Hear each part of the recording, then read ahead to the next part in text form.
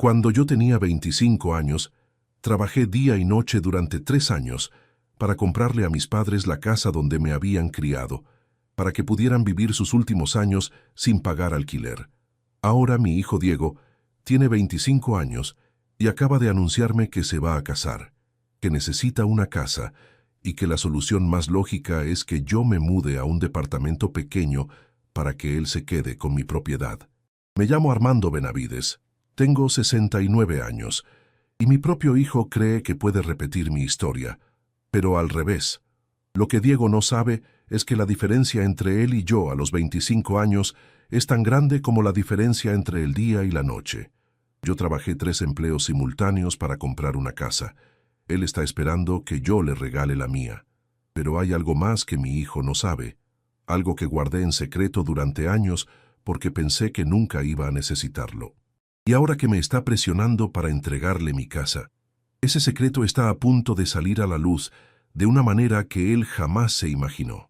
Esta historia empezó hace exactamente 44 años, cuando yo era un joven de 25 años que ganaba 800 pesos por mes como empleado administrativo en una fábrica textil y que decidió hacer algo que en aquella época parecía imposible para alguien de mi clase social. Era 1979 y mis padres, Osvaldo y Graciela, vivían en una casa alquilada en el barrio de Villa del Parque desde hacía 20 años. Una casa humilde de 2 dormitorios, cocina, baño y un patio pequeño con una higuera que mi vieja había plantado cuando nos mudamos ahí, donde yo había crecido junto con mis 2 hermanas, Cristina y Mónica. Mi viejo Osvaldo había trabajado durante 42 años como encargado de un depósito de materiales de construcción en Flores. Se levantaba todos los días a las 5 de la mañana, se tomaba 2 colectivos para llegar al trabajo y volvía a casa a las 7 de la tarde con las manos manchadas de cemento y la espalda partida de cargar bolsas de material. Nunca se quejó, nunca faltó un solo día, nunca llegó tarde. Era de esa generación de hombres que entendían el trabajo como una responsabilidad sagrada. Mi vieja Graciela era costurera. Trabajaba desde casa, arreglando ropa para las señoras del barrio, cosiendo vestidos para casamientos, surciendo pantalones y camisas para familias que no podían comprar ropa nueva. Su máquina Singer funcionaba desde las 6 de la mañana hasta las 10 de la noche, y el ruido de esa máquina era la banda sonora de mi infancia. Entre los 2 juntaban lo justo para pagar el alquiler, comprar comida y mantenernos a los 3 hijos. Nunca sobraba nada, pero nunca faltó lo esencial. Cristina, mi hermana mayor, se recibió de maestra en una escuela pública y se casó a los 22 con un empleado de banco. Mónica, la más chica, trabajaba como secretaria en una oficina del centro. Yo era el del medio, el único varón, y desde chico supe que tenía una responsabilidad especial con mis viejos, no porque ellos me lo dijeran, sino porque lo sentía adentro. Veía cómo se sacrificaban todos los días, cómo mi viejo llegaba agotado del trabajo, pero se sentaba en la mesa a ayudarme con los deberes de matemáticas, cómo mi vieja cosía hasta las 11 de la noche para comprarnos zapatillas nuevas para empezar el año escolar. El alquiler de la casa se había vuelto imposible de pagar con la jubilación mínima de mi viejo. La inflación se comía sus ingresos mes a mes, y yo veía cómo mi vieja contaba monedas en la mesa de la cocina tratando de que los números cerraran. Mi hermana Cristina ayudaba cuando podía, mi hermana Mónica también, pero todas las familias jóvenes tenían sus propios gastos. Un domingo a la tarde de enero, después del asado familiar, estábamos todos sentados en el patio tomando mate debajo de la higuera cuando escuché a mi viejo hablando con mi madre en voz baja cerca de la cocina. Pensaban que no los escuchaba, pero yo tenía el oído entrenado para captar las conversaciones de los adultos cuando se trataba de problemas de plata. «No tenemos más remedio, Graciela», le decía a mi viejo con esa voz cansada que había desarrollado en los últimos meses. «Vamos a tener que mudarnos a algo más barato. Con lo que me da la jubilación, no llegamos ni a la mitad del mes. Y el dueño ya me avisó que el año que viene aumenta el alquiler 30%.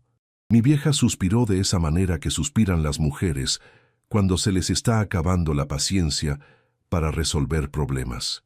«¿A dónde nos vamos a mudar, Osvaldo?», Todo está caro, y a esta altura de la vida no podemos estar mudándonos como gitanos.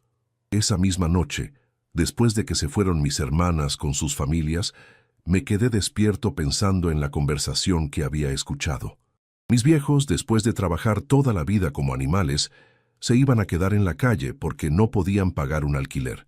Eso no podía pasar, no mientras yo tuviera fuerzas para trabajar. Al día siguiente, fui a hablar con don Raúl Fernández, el dueño de la casa donde vivíamos. Era un hombre de unos 60 años que tenía varias propiedades en el barrio y que conocía a mi familia desde que éramos chicos. Sabía que éramos gente seria, trabajadora, que pagaba religiosamente todos los meses, aunque tuviéramos que comer polenta. Don Raúl, le dije después de saludarlo, quiero comprarle esta casa. Mi familia ha sido inquilina suya durante 20 años. Nunca le dimos problemas. Nunca atrasamos un pago. Ahora quiero que la casa sea nuestra para siempre. El hombre me miró como si estuviera loco, o como si fuera un chico que no entendía cómo funcionaba el mundo. Muchacho, me dijo con una sonrisa condescendiente, esta casa vale 150,000 pesos. Es una casa bien ubicada, en un barrio que se está valorizando. Vos ganás 800 pesos por mes en la fábrica textil. Incluso si ahorraras todo tu sueldo sin comer ni vestirte, tardarías casi 17 años en juntar esa plata. Don Raúl, le dije con una seriedad que me sorprendió a mí mismo, le voy a dar 100,000 pesos en 3 años exactos. 33,000 pesos por año, casi 3,000 por mes. Usted me firma un contrato de venta con facilidades de pago, y yo le garantizo que va a cobrar hasta el último centavo en tiempo y forma. ¿Y de dónde vas a sacar 3,000 pesos por mes si ganás 800? Me preguntó intrigado. Ese es mi problema, don Raúl. Usted solo tiene que decidir si confía en mí o no. Don Raúl me miró durante un momento largo, evaluando si el pibe que tenía enfrente era un soñador o alguien con determinación real. Conocía a mi familia, sabía que éramos gente de palabra, que cuando prometíamos algo lo cumplíamos aunque nos costara sangre. Está bien, muchacho. Firmamos el contrato en febrero y el primer pago lo quiero en marzo. Pero te aviso, si te atrasas un solo mes, se termina el trato y perdés todo lo que hayas pagado. Firmamos el contrato el 15 de febrero de 1980, exactamente 3 días antes de mi cumpleaños 26. Ese papel era más que un contrato de compraventa. Era mi declaración de guerra contra la pobreza, mi promesa de que mis viejos iban a tener una vejez digna.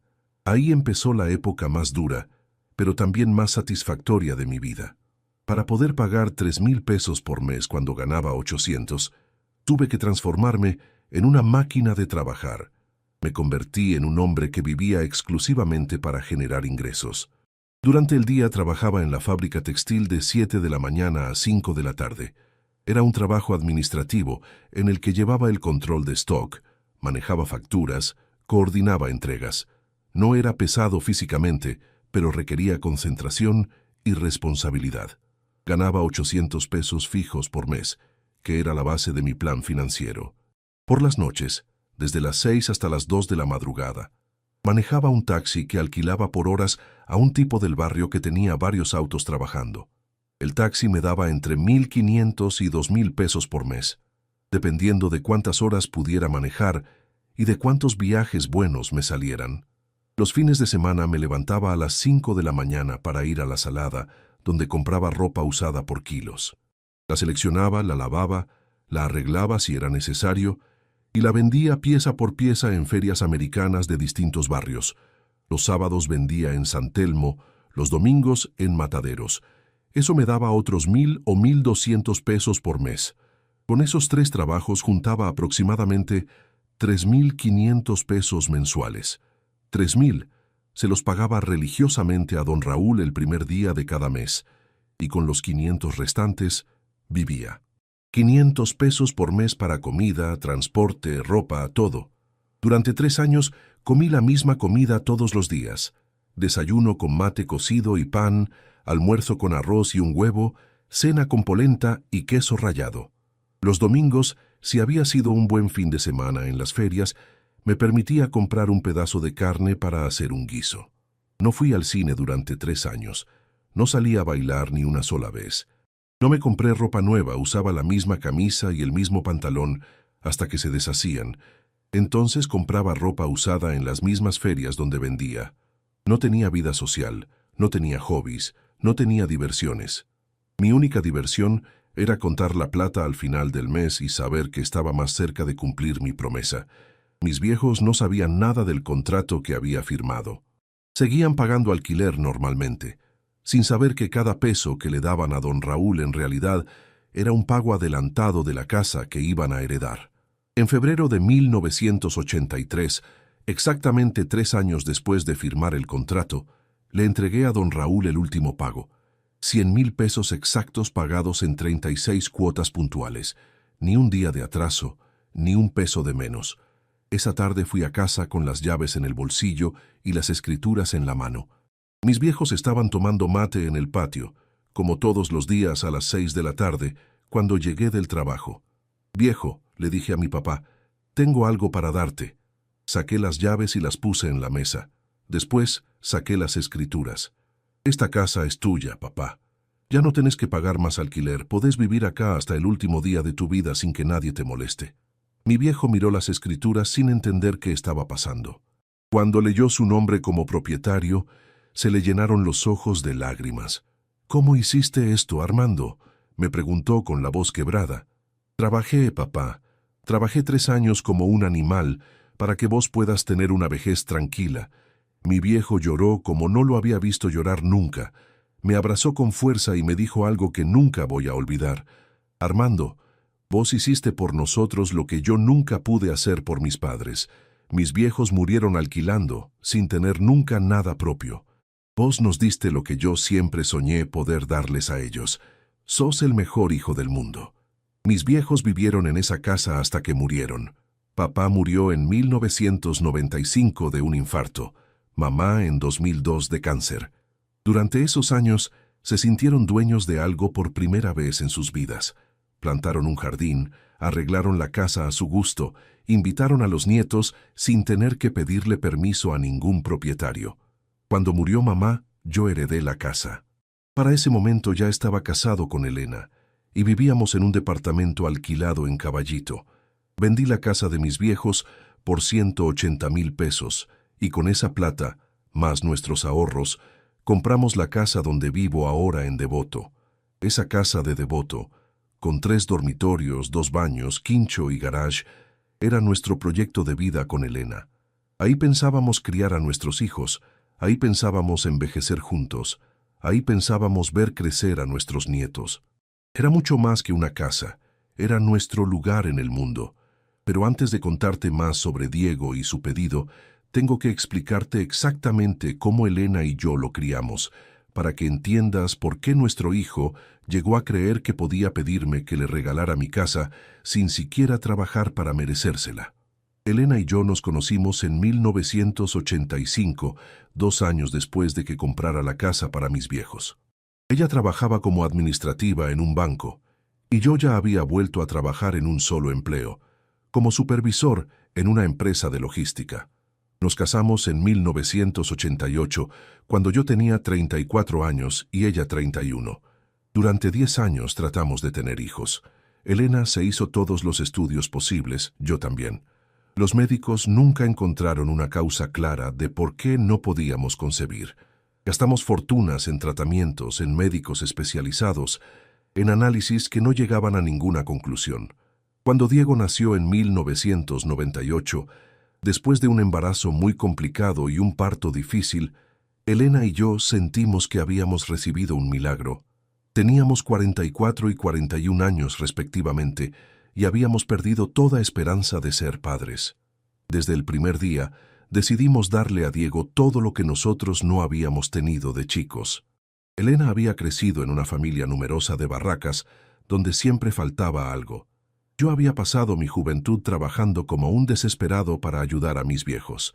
Queríamos que Diego tuviera una infancia feliz, sin carencias, sin preocupaciones económicas. Pero nuestra generosidad se convirtió en algo enfermizo. No podíamos decirle que no a nada. Cuando Diego tenía 5 años y veía un juguete en una vidriera, lo comprábamos aunque costara una fortuna. Cuando tenía 10 años y quería las zapatillas que usaba un compañero de clase, se las comprábamos aunque tuviéramos que usar tarjeta de crédito. Cuando tenía 15 años y quería ir de viaje de egresados a Bariloche, le pagamos el viaje más caro que había. Elena lo sobreprotegía de una manera que ahora me doy cuenta de que fue perjudicial.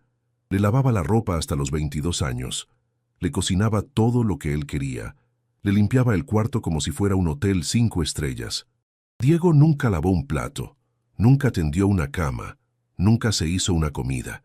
Yo le daba plata para todo, para salir con amigos, para comprarse ropa, para pagar el gimnasio, para cargar nafta del auto que le habíamos regalado. Diego nunca tuvo que trabajar durante el colegio como había trabajado yo desde los 14 años. Sus únicas responsabilidades eran estudiar y aprobar las materias, nada más. Cuando terminó el secundario, Diego me dijo que quería estudiar diseño gráfico en una universidad privada carísima de Palermo. La cuota costaba 2.500 pesos por mes, más que mi primera casa. Pero Elena y yo hicimos el sacrificio sin chistar. Yo volví a trabajar después de jubilarme, manejando un remis por las tardes y los fines de semana para poder pagar la universidad de Diego. Durante los 5 años que duró la carrera, Diego vivió como un príncipe. No solo le pagábamos la universidad, sino también todos los materiales carísimos que necesitaba para diseño. Computadoras de última generación, programas especializados, cámaras profesionales, tabletas digitalizadoras. También le pagábamos las salidas con los compañeros de la facultad, las vacaciones de invierno en la montaña, las escapadas a la costa en verano. Diego se movía en un ambiente de chicos de clase alta. Sus compañeros de universidad vivían en barrios privados, manejaban autos último modelo, viajaban a Europa en vacaciones. Diego trataba de mantener ese nivel social y nosotros le financiábamos esa fantasía porque queríamos que se sintiera integrado. Cuando se recibió en 2020, hicimos una fiesta enorme en el quincho de casa. Gastamos una fortuna en comida, bebida, decoración. Invitamos a toda la familia extendida, a todos sus amigos de la universidad, a todos los vecinos. Elena preparó comida para 100 personas. Contrató un servicio de mozos, compró vino caro, mandó a hacer una torta gigante con el logo de la universidad. Durante la fiesta, me sentía el padre más orgulloso del mundo. Mi hijo era diseñador gráfico, tenía un título universitario, hablaba inglés, sabía usar todas las tecnologías modernas. Había logrado lo que yo siempre había soñado, tener un hijo profesional, educado, con futuro. Pero después de recibirse, Diego no conseguía trabajo estable. Hacía algunos diseños freelance para conocidos, ganaba algo de plata esporádicamente, pero nada serio, nada constante. El problema era que Diego había estudiado en una burbuja de clase alta, pero no tenía los contactos ni la experiencia práctica necesaria para insertarse en el mercado laboral real. Nosotros seguíamos manteniéndolo porque entendíamos que era difícil empezar en una profesión nueva, especialmente en una época económica complicada. Elena le seguía lavando la ropa, cocinando, limpiando su cuarto. Yo le seguía dando plata para sus gastos personales cuando la necesitaba. Así pasaron 3 años después de recibirse. 3 años en los que Diego siguió viviendo en casa como si fuera un adolescente prolongado, sin responsabilidades económicas, sin obligaciones domésticas, sin presión para independizarse. Durante esos 3 años, Elena y yo empezamos a tener discusiones sobre la situación de Diego. Elena pensaba que teníamos que seguir apoyándolo incondicionalmente hasta que encontrara su camino. Yo empezaba a sentir que estábamos creando un problema al no exigirle independencia. Armando, me decía Elena, Diego es nuestro único hijo. Llegó tarde a nuestras vidas y queremos disfrutarlo. ¿Cuál es el problema si puede vivir cómodo en casa mientras encuentra trabajo estable? El problema, Elena, le respondía yo, es que Diego tiene 25 años y vive como si fuera el hijo de un millonario. No conoce el valor del trabajo, no sabe lo que cuesta ganar un peso, no tiene idea de lo que significa pagar un alquiler o comprar comida con su propia plata. Pero nuestras discusiones no llegaban a ninguna conclusión práctica. Elena ganaba siempre porque tenía el argumento emocional más fuerte. Diego era nuestro único hijo, habíamos esperado tanto tiempo para tenerlo, teníamos que aprovecharlo mientras pudiéramos. Hasta que hace 6 meses Diego apareció con Florencia y todo cambió radicalmente. Para poder pagar 3,000 pesos por mes cuando ganaba 800, tuve que conseguir trabajo en 3 lugares diferentes. Durante el día trabajaba en la fábrica textil. Por las noches manejaba un taxi que alquilaba por horas. Los fines de semana vendía ropa en ferias americanas, ropa usada que compraba por kilos y revendía pieza por pieza. Durante 3 años no fui al cine, no salí a bailar, no me compré ropa nueva, no gasté un peso en nada que no fuera estrictamente necesario para sobrevivir. Cada peso extra que ganaba iba directo al fondo para comprar la casa de mis viejos. En febrero de 1983, a los pocos días de cumplir 28 años, le entregué a don Raúl el último pago, 100,000 pesos exactos en 3 años. Mi viejo lloró cuando le entregué las llaves y le dije que la casa era suya, que nunca más iba a tener que pagar alquiler, que podía vivir ahí hasta el último día de su vida. Armando, me dijo mi viejo abrazándome con lágrimas en los ojos, vos hiciste por nosotros lo que yo nunca pude hacer por mis padres. Sos el mejor hijo del mundo. Mis viejos vivieron en esa casa hasta que murieron. Papá murió en 1995, mamá en 2002. Cuando murió mamá, yo heredé la casa. La vendí y con esa plata compré la casa donde vivo ahora, una casa más grande en Devoto, con 3 dormitorios, 2 baños, quincho y garage. Esa es la casa donde Diego se crió. Esa es la casa donde su madre Elena y yo lo vimos dar sus primeros pasos, decir sus primeras palabras, hacer los deberes del colegio durante 12 años. Esa es la casa que él ahora pretende que yo le entregue como si fuera su derecho natural.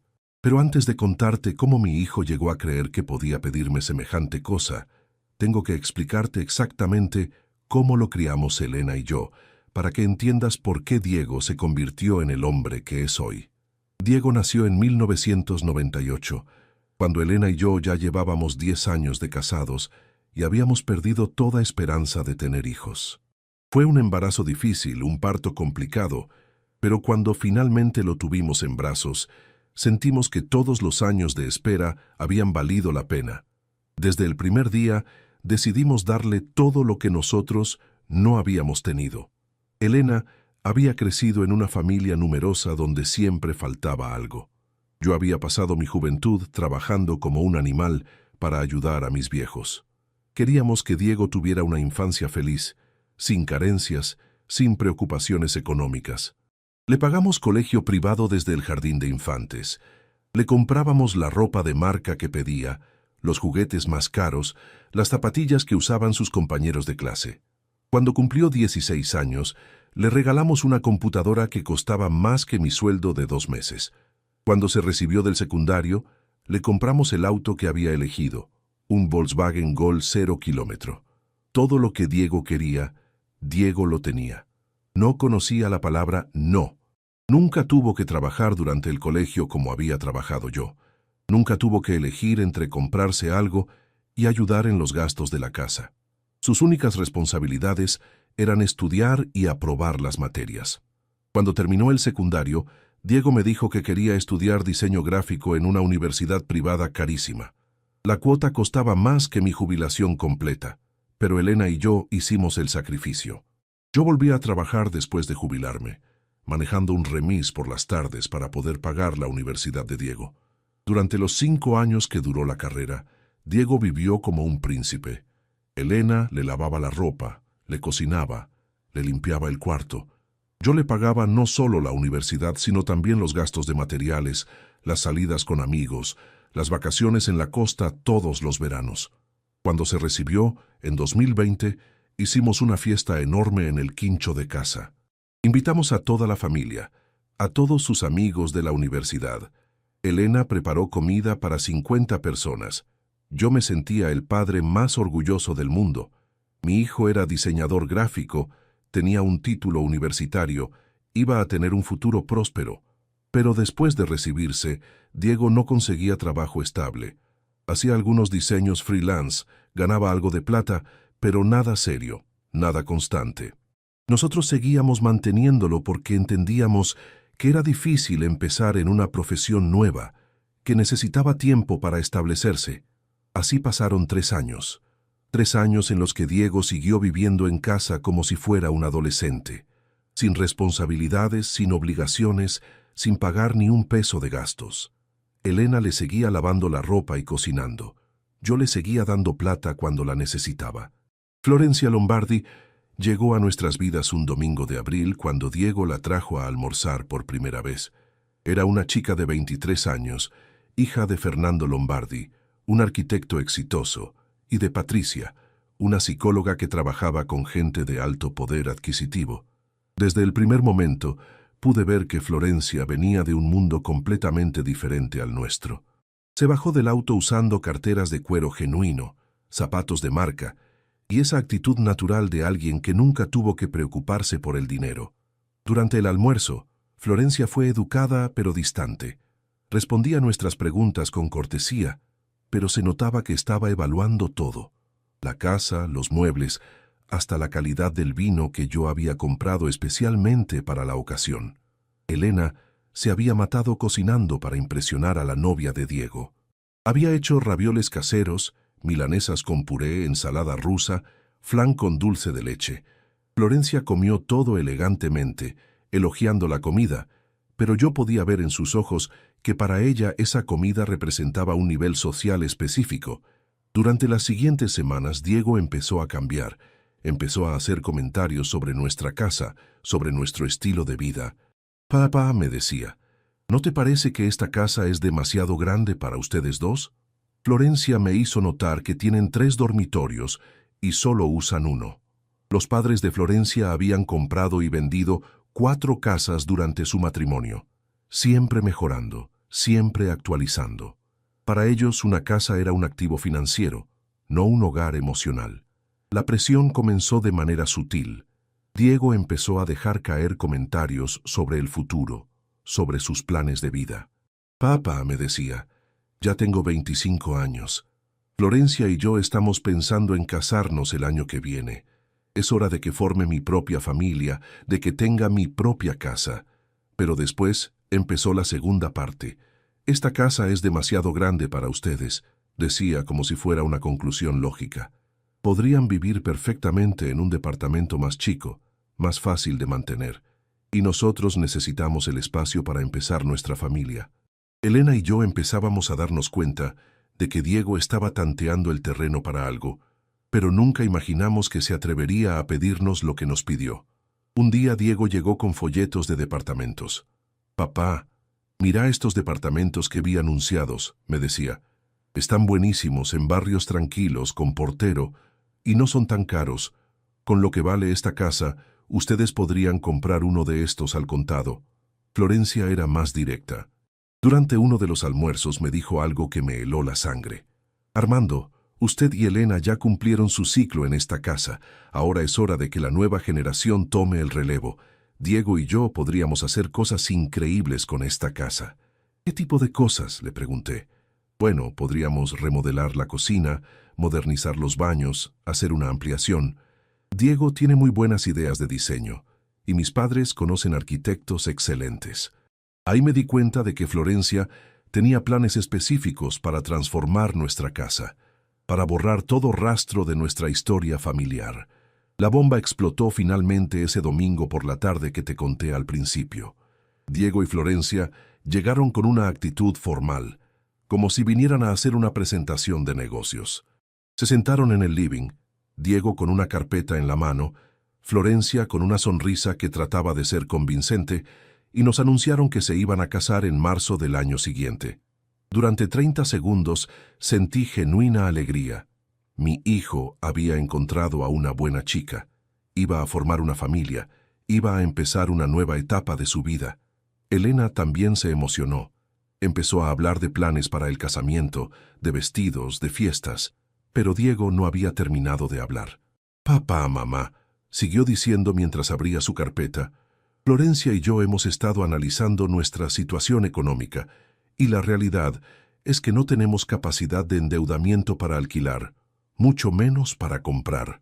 Los alquileres están imposibles, y con lo poco que ganamos haciendo trabajos freelance, no nos alcanza para nada decente. Hasta ahí todo era comprensible. Era lógico que una pareja joven tuviera dificultades económicas para independizarse. Yo me preparé mentalmente para ofrecerles ayuda económica, para prestarles plata para el depósito de un alquiler o para ser garante en algún contrato, pero Diego tenía otros planes completamente diferentes. Nosotros hemos estado pensando, siguió diciendo mientras Florencia asentía con gestos estudiados, y creemos que la solución más inteligente y más conveniente para todos sería que ustedes se muden a un departamento más chico, más moderno, más fácil de mantener, y que nosotros nos hagamos cargo de esta casa. Elena se puso blanca como una pared. Yo sentí como si me hubieran pegado una trompada en el estómago. Durante varios segundos no pude reaccionar. No pude procesar que mi hijo me estaba pidiendo que le entregara mi casa.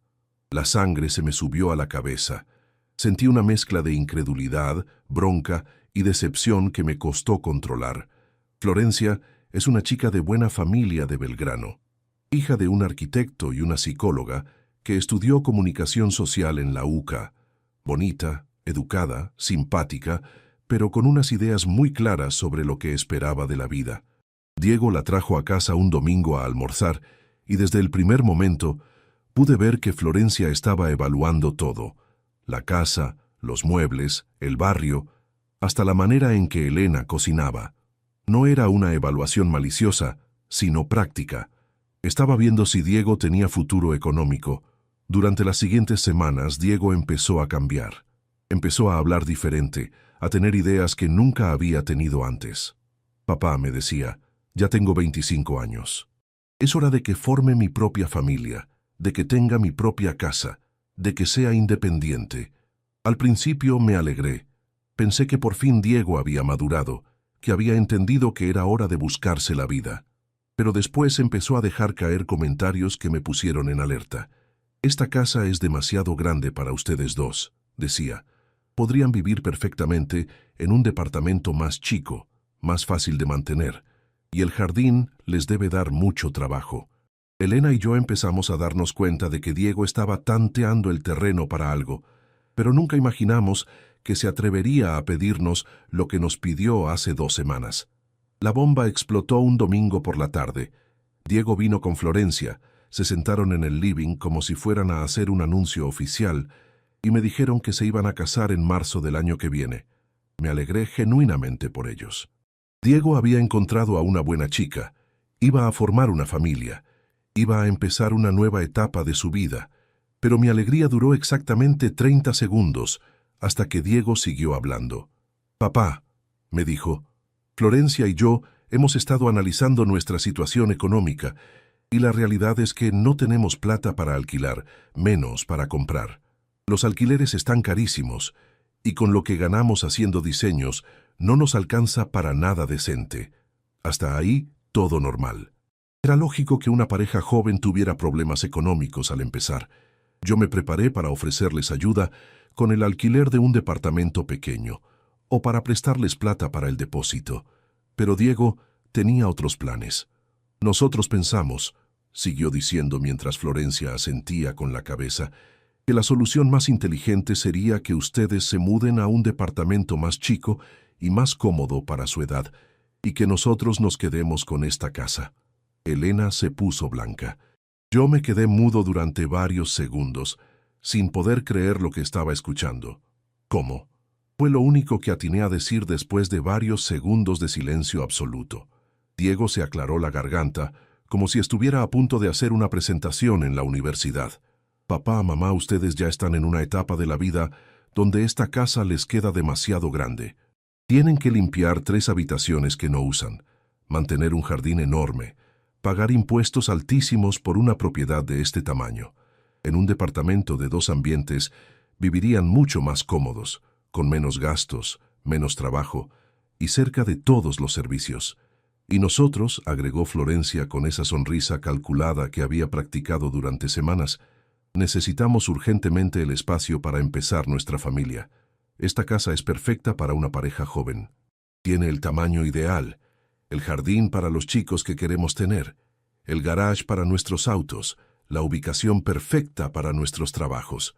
Diego siguió con su argumentación como si fuera lo más lógico y natural del mundo. Además, papá, vos siempre nos dijiste que todo lo que tenías era para mí, que habías trabajado toda tu vida para que yo tuviera un futuro mejor. Bueno, ahora es el momento perfecto para cumplir esa promesa. Yo necesito la casa para empezar mi vida adulta. Ustedes ya la disfrutaron durante años. Es una situación donde absolutamente todos ganamos. Elena empezó a llorar silenciosamente. Yo sentí una mezcla de bronca, decepción y tristeza que me costó muchísimo controlar. El hijo al que habíamos criado como un príncipe, al que nunca le habíamos negado nada, al que habíamos dado la mejor educación disponible, ahora nos estaba pidiendo que le regaláramos nuestra casa como si fuera su derecho natural. Diego, le dije tratando de mantener la calma, esta casa la compramos tu madre y yo con nuestro sacrificio. Es nuestro hogar desde hace 25 años. No es un hotel del que nos podemos mudar cuando se nos antoja. Pero papá, insistió Diego, ustedes ya cumplieron su ciclo acá. Ya criaron a su hijo, ya vivieron los mejores momentos de sus vidas en esta casa. Ahora les toca a las nuevas generaciones. Florencia y yo podemos darle una nueva vida a esta propiedad. Florencia asintió con entusiasmo. Armando, Elena, ustedes construyeron algo hermoso acá, pero ahora es momento de que otra familia joven traiga energía nueva a este lugar. Diego tiene ideas increíbles para modernizar la casa, para hacerla más funcional, más linda. Esa noche, después de que se fueron, Elena lloró durante horas en nuestra cama. No puedo creer que nuestro hijo nos haya pedido eso, me repetía entre lágrimas. ¿Cómo puede pensar que tenemos que sacrificar nuestro hogar para que él viva cómodo sin trabajar? Yo no lloré, pero sentí algo mucho peor que tristeza. Sentí una decepción tan profunda que me dolía físicamente en el pecho, como si tuviera una piedra gigante apoyada sobre el corazón. El hijo al que habíamos dado absolutamente todo, al que nunca le habíamos negado un solo capricho, al que habíamos criado sin que conociera una necesidad, ahora nos pedía el sacrificio máximo, entregar nuestro hogar para que él no tuviera que esforzarse por conseguir el suyo.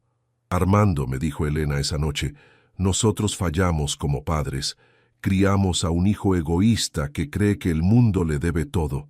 No, Elena, le respondí, nosotros lo criamos con amor, pero nos equivocamos en la manera. Le dimos tanto que nunca aprendió a valorar nada. Le facilitamos tanto la vida que nunca desarrolló la capacidad de esfuerzo. Durante la semana siguiente, Diego me llamó todos los días para presionarme sobre su propuesta. Papá, me decía con esa impaciencia que tienen los jóvenes acostumbrados a que todo se resuelva rápido, no podés seguir dudando indefinidamente. Florencia y yo necesitamos una respuesta para poder planificar nuestro futuro. Si no nos van a ayudar, tenemos que buscar otras alternativas. ¿Qué otras alternativas?, le pregunté. Bueno, papá, Florencia tiene familiares que podrían prestarnos plata para un departamento, pero sería con intereses altísimos.